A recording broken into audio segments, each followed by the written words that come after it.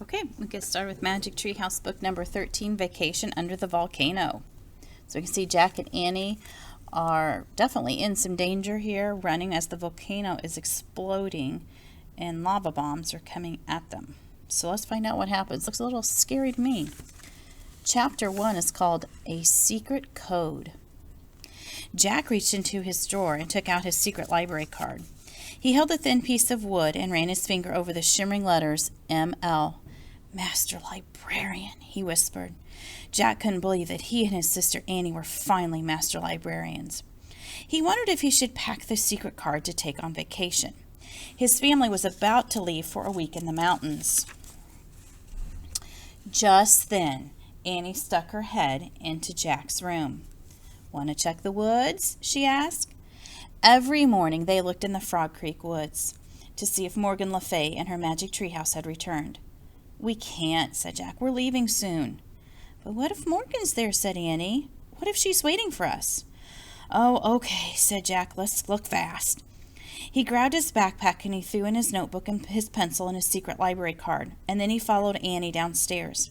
"We'll be back soon," Annie called. "Don't go far," their dad called. "We're leaving in 20 minutes. "Don't worry, we'll be back in 10, said Annie. Right, thought Jack. 5 minutes to the woods and 5 minutes back. Even if Morgan sent them on an adventure, they would return at exactly the same time that they left.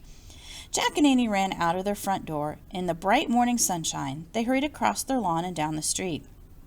"I had a nightmare last night," said Annie. "What was it?" said Jack. "I dreamed fires were burning," said Annie.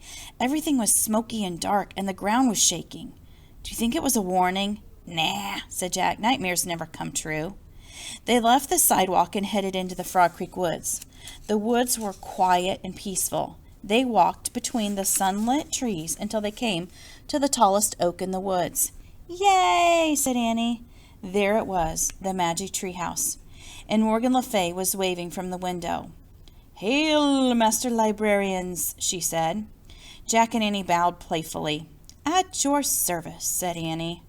"Well then, come on up," said Morgan.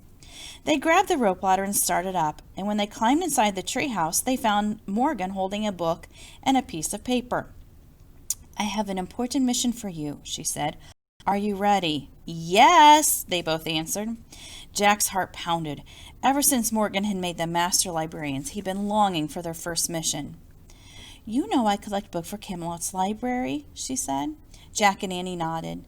"Well, there have been many great libraries lost in history," said Morgan, "and with them we have lost many wonderful stories." "That's sad," said Annie. "It is," said Morgan, "but luckily, with the help of the treehouse and you two master librarians, some of those stories can be saved, such as this one." And Morgan showed them a piece of paper, and there was a strange writing on it. "Ver fortissimus in mundo." "Is that a secret code?" said Jack. Morgan smiled. "In a way," she said. "Actually, it is the title of a lost story. It's written in Latin, the language of the ancient Romans of Italy." "Ancient Romans?" said Jack. He loved anything to do with ancient Romans. "Yes," said Morgan. "This story was in the library in a Roman town. I need you to get it before the library becomes lost forever." "No problem," said Annie. "Do you have your secret library cards?" asked Morgan. "Yes," said Jack. "Good. Do not lose them. The right people will know what they mean," said Morgan. "And as usual, here is a book to help you." Morgan handed Jack a book called Life in Roman Times. The cover showed a Roman town with people wearing tunics and sandals. "Ooh, that looks great," said Jack. "And take this. The name of the story I need," said Morgan. She handed the piece of paper to Jack, and he put it in his pack. "Remember," said Morgan, "your research book will guide you, but remember, in your darkest hour, only the ancient story can save you. But first you must find it." Jack and Annie nodded. "Go now," said Morgan softly, "and don't forget what I just told you." "Thanks," said Jack. He pointed at the cover of the book on Roman times. "I wish we could go there," he said. The wind started to blow. "I almost forgot. I'm going to help you blend in," Morgan shouted above the wind. "What do you mean?" shouted Jack.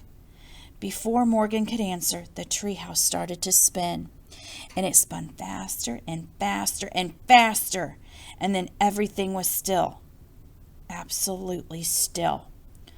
"Oh, cool," whispered Annie. "Look at us."